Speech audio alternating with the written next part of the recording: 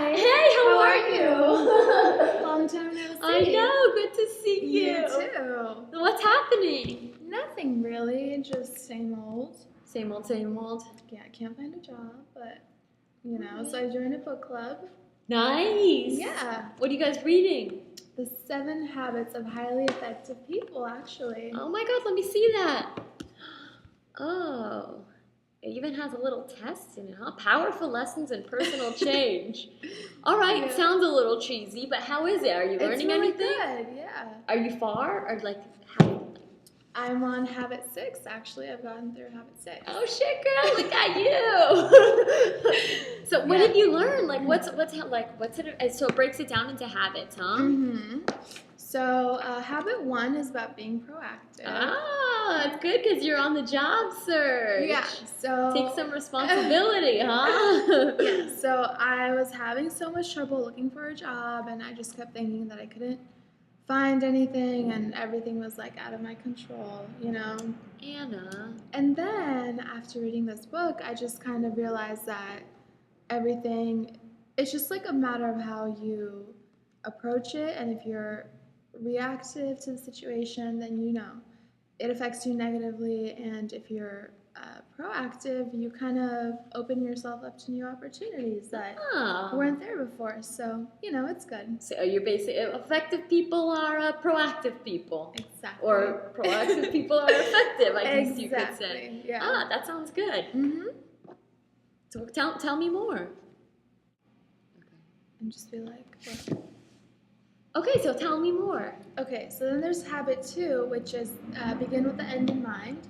And what this is Begin with the end in mind? Yeah, why would you think like that? I have no clue, but listen. So you pretty much, you set a goal, kind of, and you work towards that goal, and everything you do from that point on is to reach that end that you set for yourself. Okay, I see what you're saying. So you're taking like the image and you're making it literal, huh? Yeah. Okay. So you're thinking like in a frame of reference, and you're examining the things in your life, and you're really working to meet where you want to see yourself. Exactly. Huh. And something interesting that it mentions in the book is it asks you to write like a funeral eulogy for yourself. That's creepy. Yeah, but it really gets you thinking, because you're like, well, where do I want to end up? At the end of my life. But I know it sounds weird, but nobody really knows when the end of their life is. So that's being really literal, Anna. No, but really, I mean, so you kind of just like work towards that goal every day, and yeah. Okay, I guess so that way you can always be the best person that you want to be. Every day is a new day. Okay, I see where you're going. Yeah. I like that. Great. Okay, so basically your eulogy kind of statement is like a personal mission statement. That's exactly what it is. Okay, so it helps you put for what's first. So first things first. Yeah, and that's actually habit 3. No way. It is. Look at me. Put first things first. And in the book, it has you do like a time management matrix, which is that sounds complicated. No, but it's really interesting, and it's useful, for everyday life. So, the first quadrant is urgent and important things. Second quadrant is not urgent and important things. Okay. Quadrant 3 is things that are urgent and not important, and then the last quadrant, number 4, is not urgent and not important. And it says how, you should spend most of your time, 75% of your time, in quadrant 2. So things that aren't urgent but that are important. Yeah, because it relates to your mission, and it like helps you reach your goals quicker. Helps you not be stressed. Exactly. Because that way you're getting everything you need to be done. Everything you need done. But you're not waiting till the last minute so that it becomes urgent. You're getting exactly. Yeah. Okay, that makes sense. You're being timely. Okay. Exactly. Amazing. So, but then there's urgent and important, and I feel like a lot of people, I feel like myself included, everything feels urgent because, I just have so many different roles in my life. I know, but you just have to really focus on what is important to you. And actually, quadrant three is the thing where the part where you are so overwhelmed with roles and you kind of it deviates from like your main mission and your objective, you know? So, and that's when you spend a lot of your time doing things for other people. Or like when it's not urgent or important, like watching TV, which, you know, Yeah. is easy to do a lot of. Yeah. Okay. So. Okay, and then that leads to habit 4, which is think win-win. And it's just kind of about having like this frame of mind and heart that constantly seeks mutual benefit with everybody that you interact with. And, Okay. you know, it's like everybody wins because all your decisions are mutually beneficial and satisfying. And you feel good about what you want, and other people feel good about what they want too. That makes sense, you know, because I have a perfect example of that think win-win mentality, man. It's like where I work, it's all commission. And sometimes it's like, oh man, this one girl I work with, she is always just trying to beat the next person. It's so cutthroat with her, but really, I'm such a type B personality that I just try and sit back and relax. Not relax, I still want to make my goal. We have a low and a high goal. And once I hit that low goal, if my friend hasn't made it, I'm going to step back and let her make it, even if she is so cutthroat. Because if she wins, if I'm already winning, well, she might as well win too. Then the only thing that's going to happen is the story does better as a whole. Exactly. I got you. Win-win. That's good. That makes perfect sense. And I think that's a good way. You can use that in anything. I mean, honestly. You really can, in school and work and relationships. In school?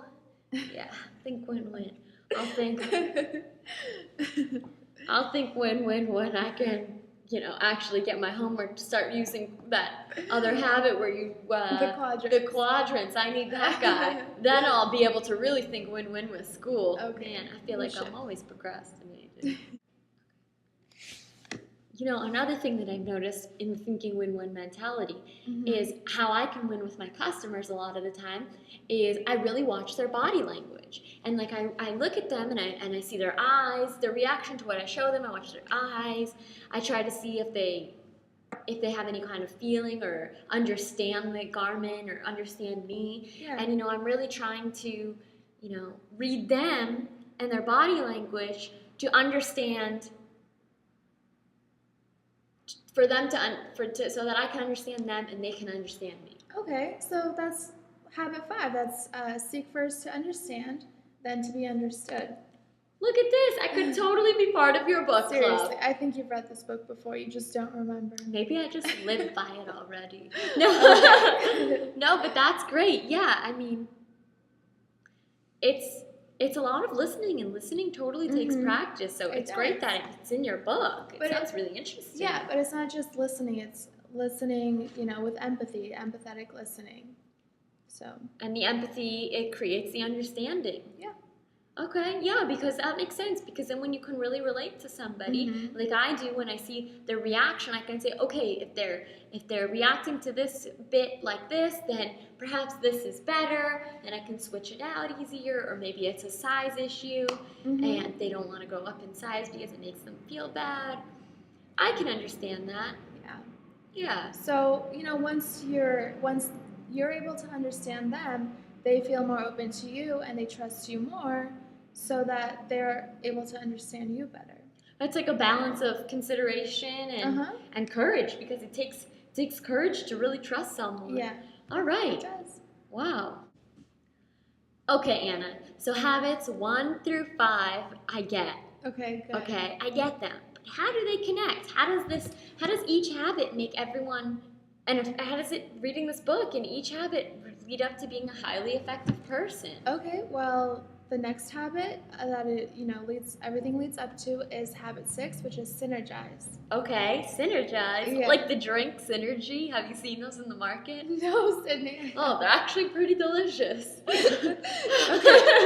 So habit 6 is pretty much an exercise of all the habits that we talked about put together to create synergy.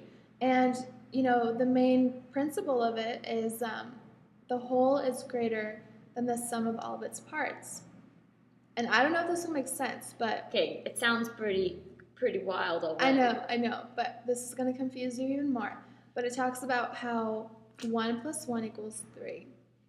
What? Now I know this book is one of those nonsense things, just It's like really that. not. The secret, if you believe it, it will come. As if my brain is a magician. Shit. No, really, it's about, valuing differences and working with other people to create something even greater than what you can do, individually. And whether you have synergy in the classroom or, in a business or in communication, it is just really looking for the greater idea. Okay. Mhm. So you have one habit left till you're done. Yeah, I habit think 7. I definitely think I need to borrow the book from you. I think you should. I think habit 7 is going to be the most interesting. Because synergy sounds crazy. I know, but I get it. Because Okay, you're, good. I don't get the 1 + 1 = 3. That just sounds crazy You'll to me understand still. it when you read it. But I mean, I guess being proactive and making your mission statement, like you said, or your eulogy, which is still creepy to me. I know. It helps you to put things in perspective and to start a list of what's going to go first, or to really add it all together. Yeah. Which totally goes with the thinking win-win, because once you have the end in mind, all you can do is think positively from there and Exactly. think, okay, if I can get to this situation, someone else can get there, and we can work together. Yeah. Working together by understanding each other. So that pulls it all together. You're right. It does. Synergy does pull it all together. Told you. I really think you should read it. Okay. Or join my book club. I'm going to do both. How's that? Awesome. First, I got to read it so I can catch up with the cool Okay. people in your book club and know what they're talking about. Okay. I'm so happy I got to see you. I know, me too. It was so good to catch up. I know. I'll see you soon, See okay? you soon. Bye. Bye.